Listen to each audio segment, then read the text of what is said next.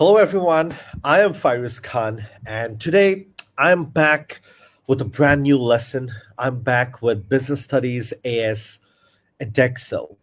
So, first of all, I'd like to congratulate everyone who got their grades, did well.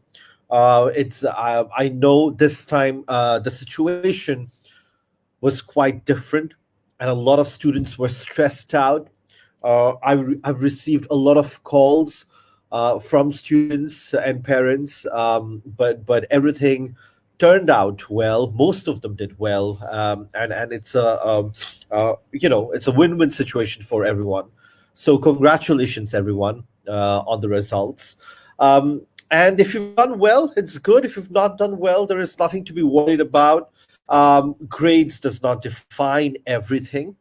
You can resit again. You can give the exams again. You can consult with us, um, or you can go ahead and do something else. So there are a lot of options. Anyways, let's start. And today we have a very interesting chapter. So you can like our page, Fyruz Education Services, if you haven't already on Facebook.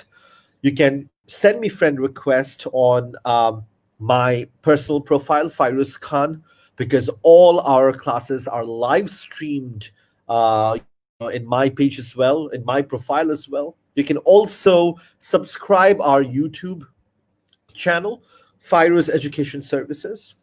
So great. Let's go ahead.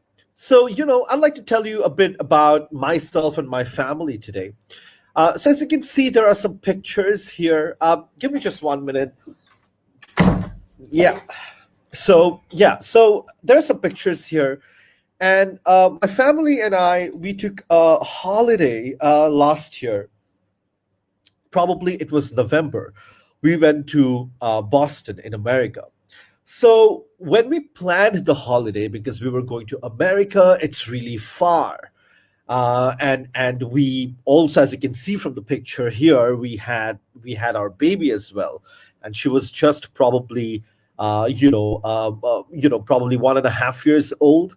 So yeah, and we were traveling with a baby, so a lot of planning needed to be done. So when you plan, when there's a wedding or when you go to holiday, you need some sort of planning. So I had to, since I work full time, I had to take a break from work. I had to take off from work. So I had to finalize the dates, fix the dates, right? And I needed to communicate with all my students. I needed to tell all the teachers at FES. I needed to inform the administration. It's not that I'm the co-founder, I can take breaks. No, there is a protocol. Even for me, I have to follow that protocol. um, there is some sort of finance available. There's some sort of finance management that will go on, because I was there for a month. I will not be working. So we need to plan that out. How much money do we intend to spend? Our credit card bills, debit card bills, everything. Okay, so there is some sort of financial management. um, and then, of course, are we going to stay in a hotel? Are we going to book an Airbnb? Are we going to, be with our relatives? So we had to finalize that as well. So a lot of planning going on. Air tickets. We needed to buy air tickets, and you need some time to book the air tickets, because if you just book it right now, let's say you're going to holiday tomorrow, and if you book it right now, it's going to be expensive. So we had to think before time. Okay. We had a baby, and when you have a baby and when you're traveling with a baby, it's a lot of work. As you can see, we had to carry this. It's her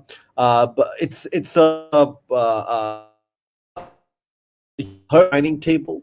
We had prep. We had to carry a lot of things. So we had to plan out quite well. Our baby is she has a habit of eating rice, dal, the normal things that we eat. But we're not going to get that in America, or we have to cook by ourselves. So we had to think about baby food. Okay, what are the options available there? So because that's a big important issue that we had to face. um, then of course, doctors, if anything happens, because it's very common in Boston, if anything happens, we need to go to a doctor on an urgent basis. So yeah, there we go. We have to think about a doctor. Then since we were a baby, we always had to take an exam. We had to take a lot of stuff. We needed 24-hour car service, so that was there. Yes, we needed some shopping, so we also planned that out, how much we're going to spend on shopping, how much on food, how much we're going to spend on this and that. So everything was categorized. And of course, there's a culture, there's a tradition. Whenever you go abroad, you have to get gifts for your family.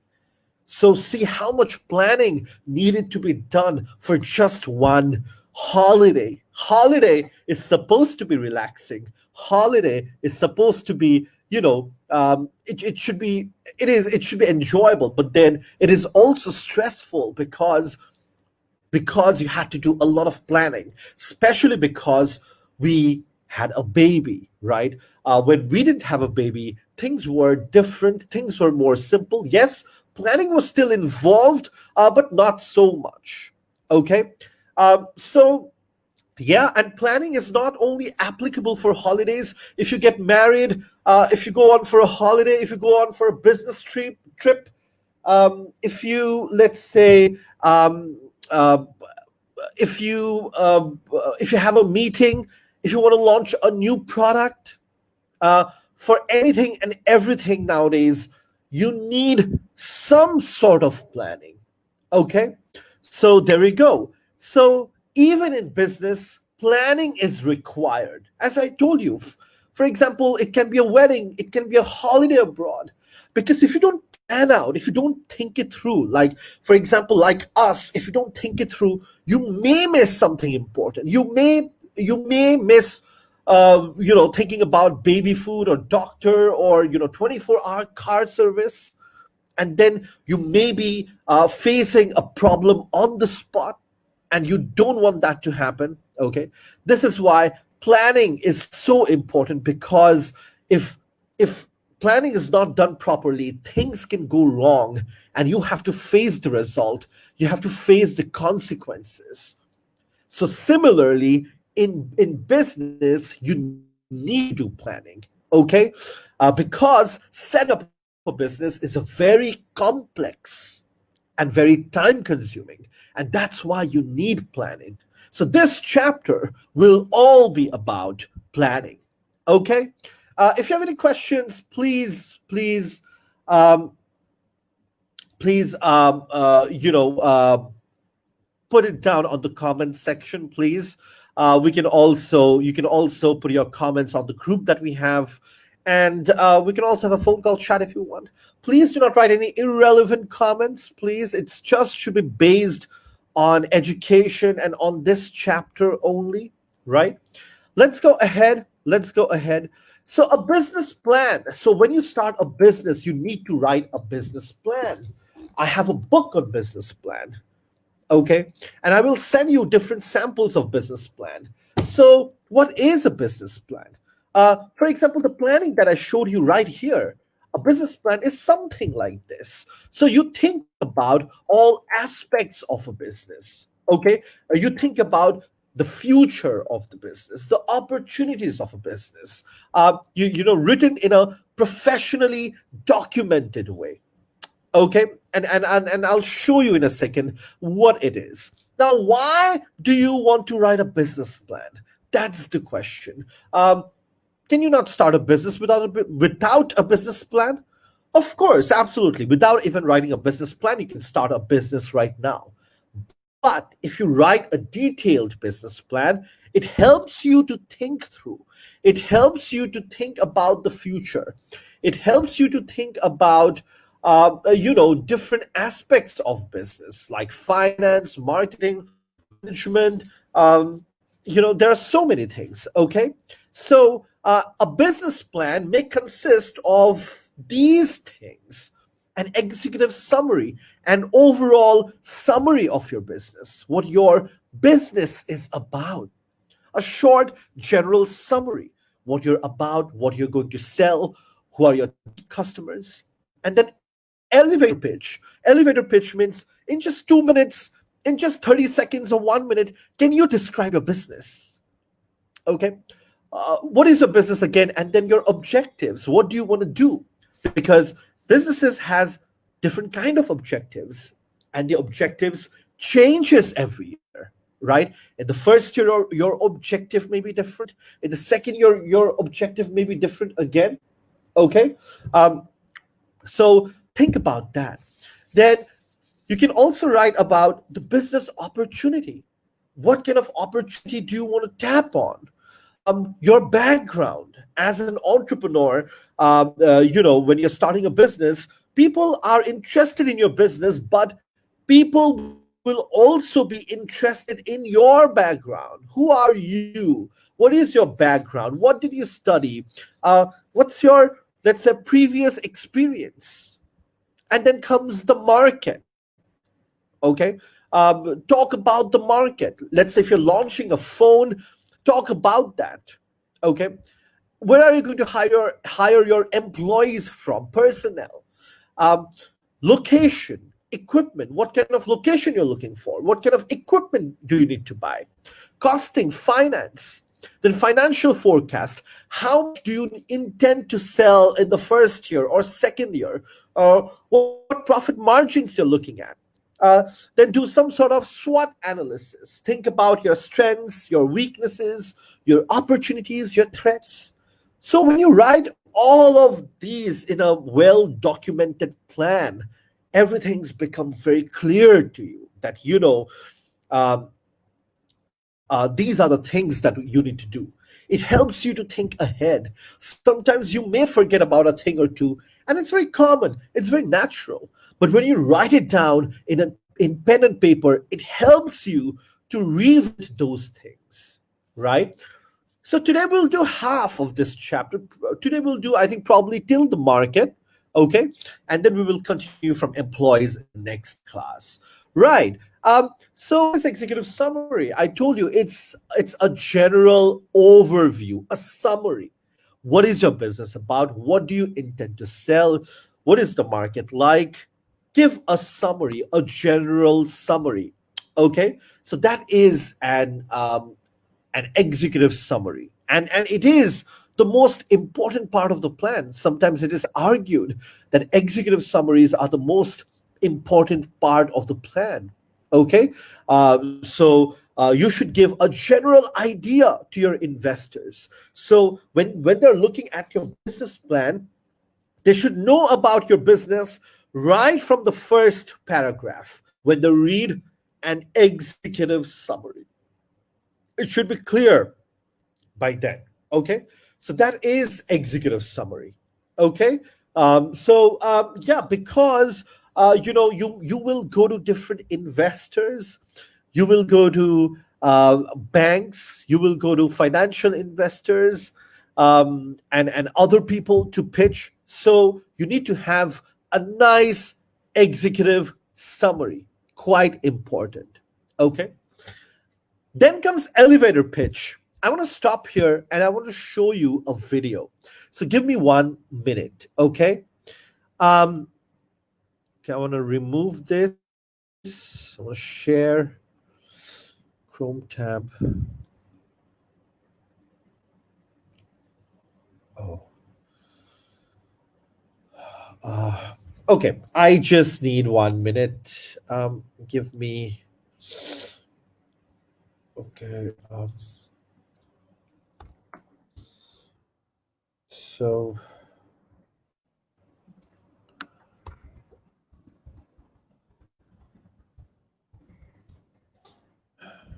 okay, we are here.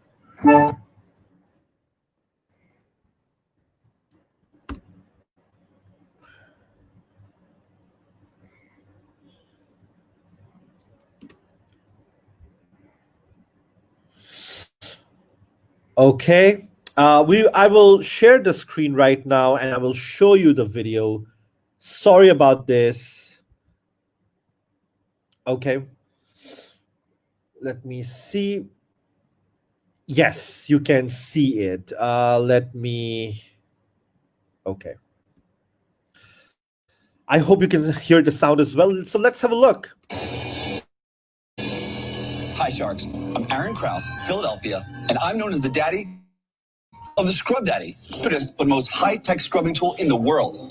Today, I'm seeking a $100,000 investment in exchange for 10% equity in the Scrub Daddy business. It's the greatest kitchen scrubbing tool you ever used because Scrub Daddy completely changes its texture by just adjusting your water temperature. Let me show you how that works. Here I've got some hot water. Here I've got some cold water. When I immerse the Scrub Daddies in the hot and cold water, a complete transformation.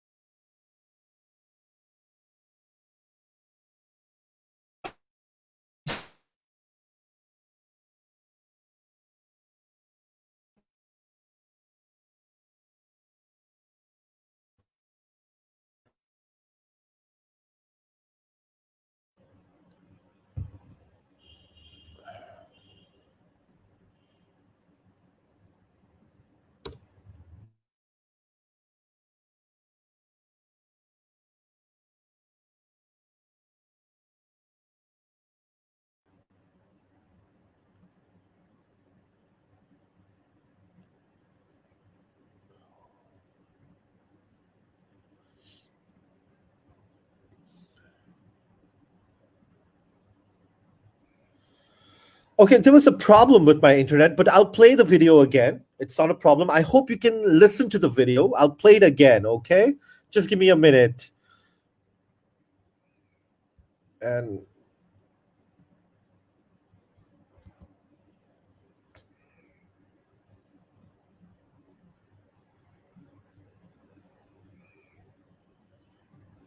okay. Hi, Sharks. I'm Aaron Krause from Philadelphia, and I'm known as the daddy of the Scrub Daddy, the cutest but most high-tech scrubbing tool in the world.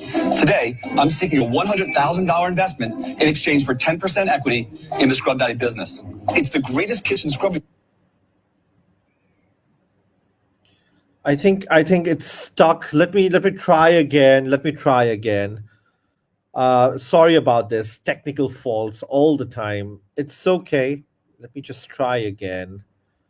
Let me just try again. Okay. I hope it works now. Hi, Sharks. I'm Aaron Krause from Philadelphia, and I'm known as the daddy of the Scrub Daddy, the cutest but most high-tech scrubbing tool in the world. Today, I'm seeking a $100,000 investment in exchange for 10% equity in the Scrub Daddy business. It's the greatest kitchen scrubbing tool you ever used because Scrub Daddy completely changes its texture by just adjusting your water temperature. Let me show you how that works. Here I've got some hot water. Here I've got some cold water. When I immerse the Scrub Daddies in the hot and cold water, a complete transformation occurs. Now, to show you that, I've got 10-pound weights. Here, under the 10 pounds, it's soft and compressible, and that's like a sponge. That's for your gentle scrubbing applications. But here, check that out. It's hard and firm. That's going to be for heavy-duty scrubbing applications. We burned on brownie gravy, tomato sauce, cheese, and mustard onto a glass stovetop and a stainless steel pan. I'm going to take the Scrub Daddy, and you're going to see it's just going to attack right into that burned-on mess, scrubbing it right off. And remember, I'm just using water here. There's no chemicals at all, and it's going to cut right through that. It won't scratch any of your surfaces, but it will clean them beautifully.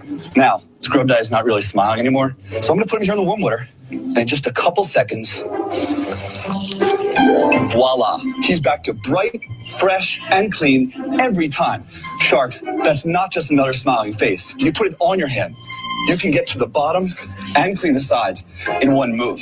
And that smiling mouth, that cleans spoons, knives, forks, spatulas, even large serving spoons on both sides at the same time.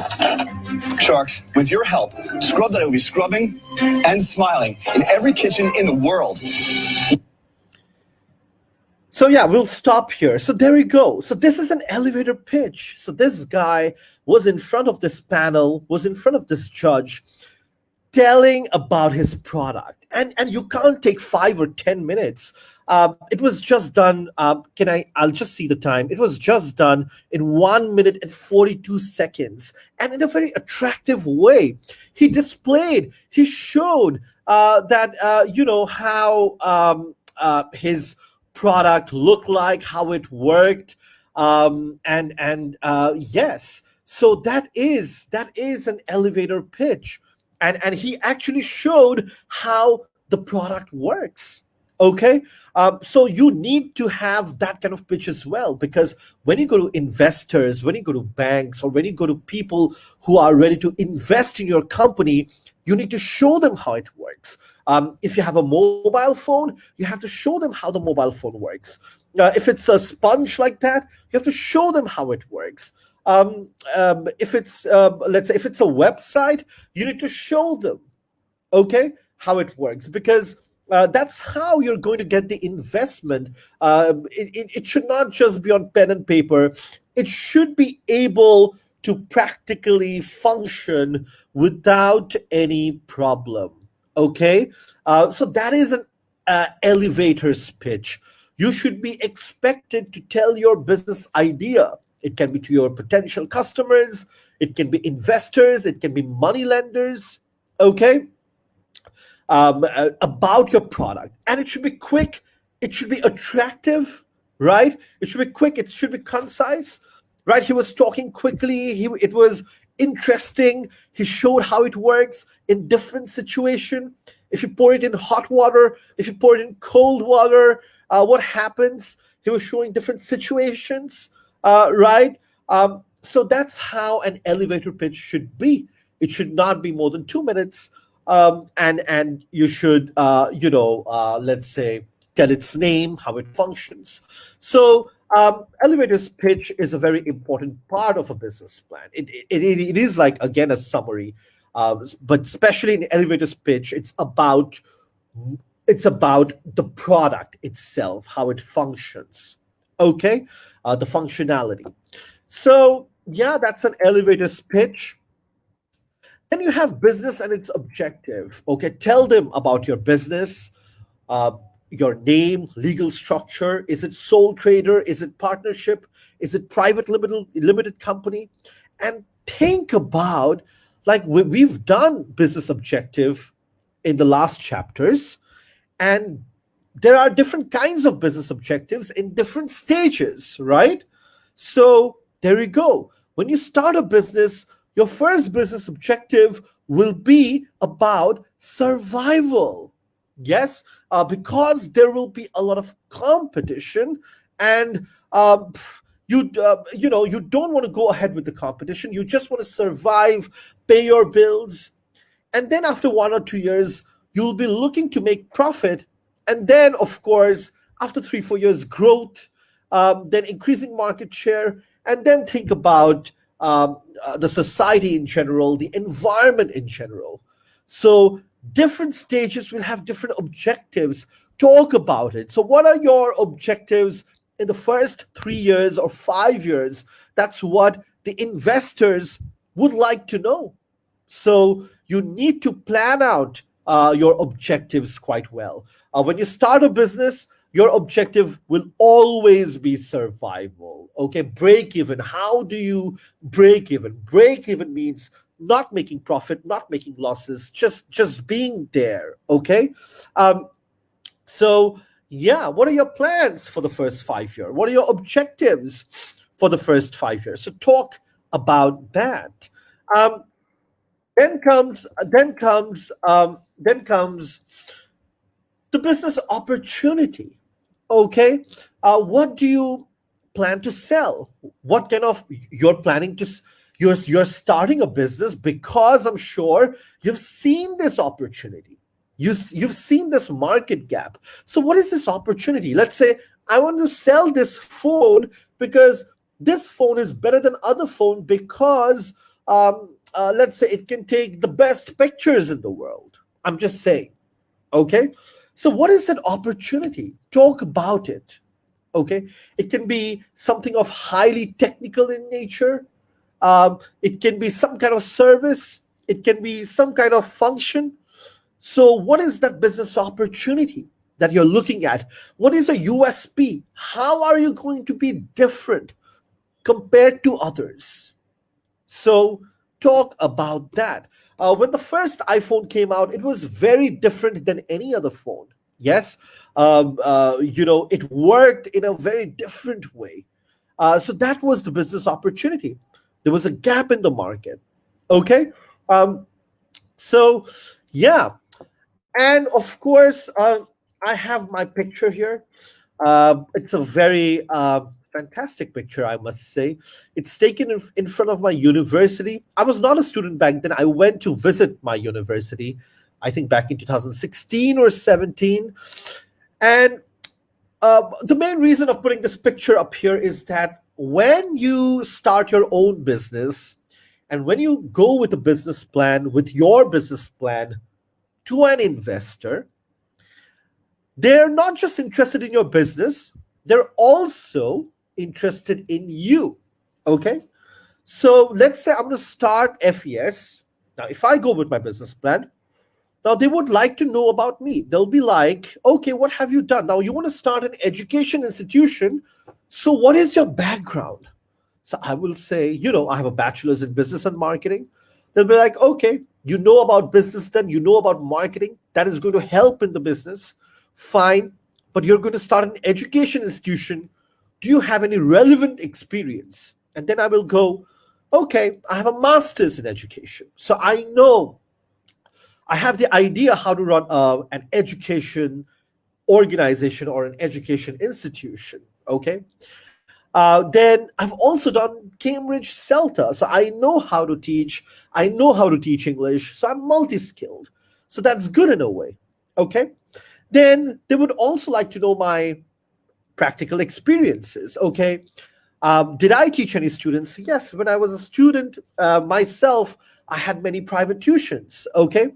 So there you go. I've taught in schools in Bangladesh before when I was very, very young. So that's there. I've also taught in schools in UK. That means, I am familiar with the international standard. Okay. So they would also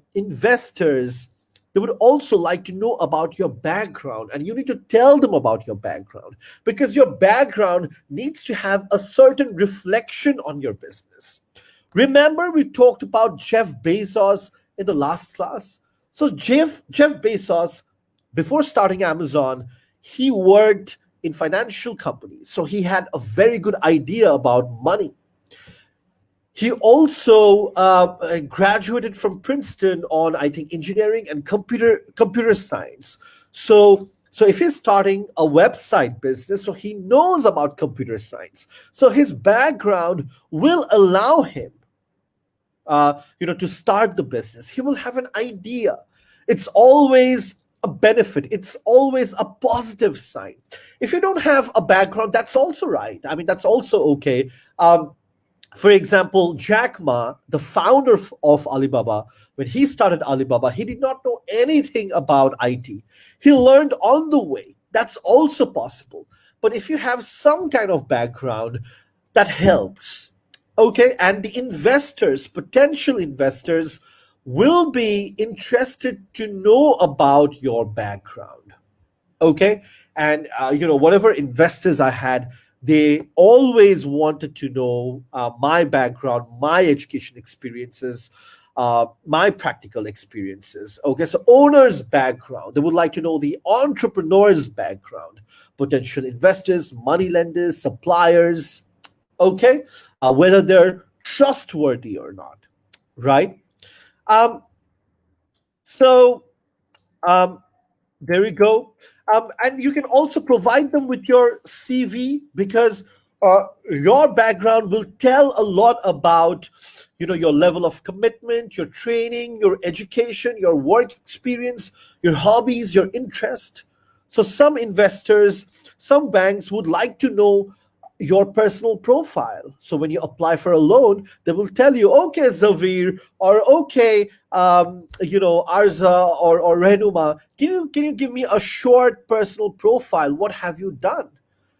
Okay, it's a very normal criteria. Don't be offended if they ask for your personal portfolio, because when you are a new founder, when you're a new businessman or an entrepreneur, nobody should trust you. Yes, you're quite new to the business, so you need to provide a CV, a personal portfolio, uh, some sort of an idea that what you've done in the past. Okay, so that's there. And then comes market. Okay, you need to tell them about the market. Okay, I want to enter the phone market. Now, what is the phone market like? Who are my competitors? What kind of phone am I going to make? Am I going to make expensive phones? Am I going to make affordable lower entry phones? What is it going to be about? Okay, who are my competition? Okay, you need to do some kind of research, primary research, secondary research. We've talked about it before. Who are your target customers? If it's an expensive phone, your target customers will be people whose income level is high. So you need to create some sort of customer profile. যে তোমার কাস্টমাররা কিরকম কারা if you're making affordable phones, with a lot of functionality, then your customer profile, your target audience will be totally different. Okay, so you need to research about the market. Who are your competitors? Who are your target customers? Your customer profile. What kind of phone are you going to make? Okay, what kind of price it's going to be? Because according to that, you need to target it. Yes. What kind of advertising are you going to use? Now, again, it depends on the product. If it's phone, you can do television advertising, you can do social media advertising. But if it's a industrial machine, then you can do something else. Okay, because if it's an industrial machine, you have to do trade fairs, specialist magazine, and all sorts of those things, because it's B2B. Okay, you can advertise it on your business website. You can do brochures, leaflet, word of mouth advertising. So what kind of marketing techniques are you going to use? Because marketing is expensive, and especially if you're a new company, you need to do some level of marketing, because customers are not aware of your product. Okay, so you need to think about that, right? Okay, so there you go. So marketing will play a key role. Yeah. So we've talked about, so we'll stop here today. We're 32 minutes in. So today we've talked about why business planning is important. I give you an example, in a personal example. When I went to a holiday last year in 2019, we had to do so much of planning. Then planning is very important in business because it's complex, it's time consuming. And then, what is a business plan? We've talked about it. I've showed you the structure of a business plan. There you go, the outline. This is what you need to follow. Now, if you want to start a business tomorrow or next year, follow this structure. There are also templates on the website. Download it. Okay. You start with an executive summary, a general overview, a summary of the business. Elevator's pitch. I showed you a video. In 2 minutes, can you talk about the functionality of the product? Okay. Then the business and its objective. What do you intend to do in the first 5 years? You have to tell them, because we know that objective changes from every stage. First year, it may be survival. First 2 years. Third year, it may be profit. Fourth year, growth. Fifth year,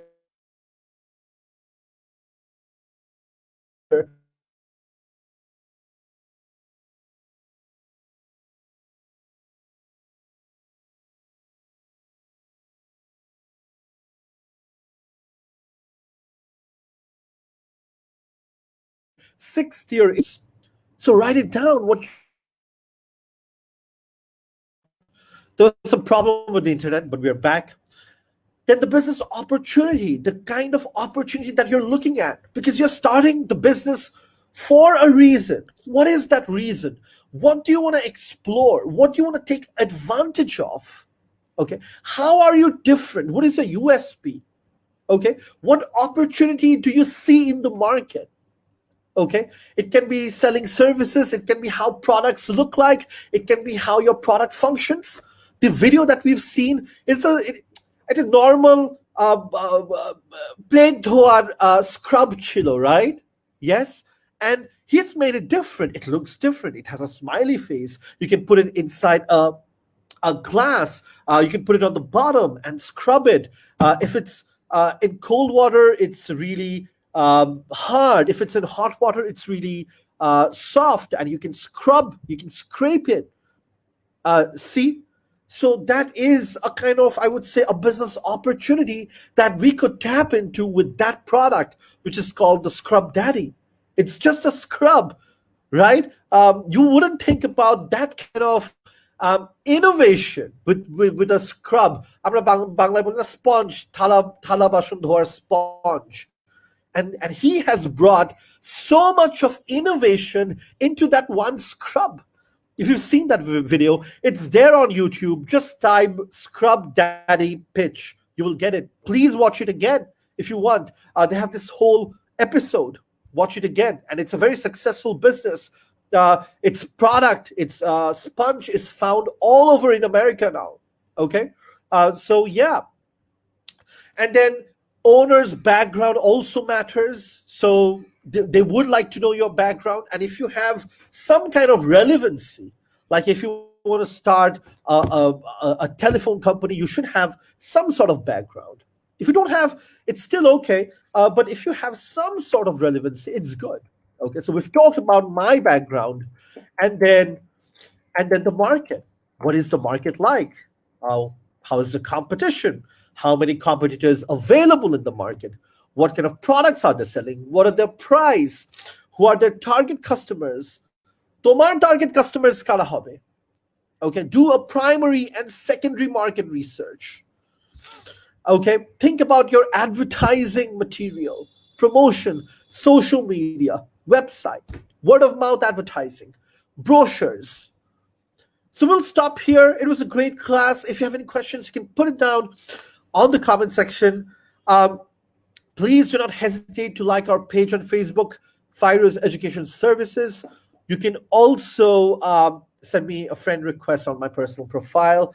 All our classes are live streamed in our page and in my personal profile as well. Subscribe us on YouTube, on our YouTube channel, Fyruz Education Services. Thank you. I'll see you again. Have a good weekend. Thank you.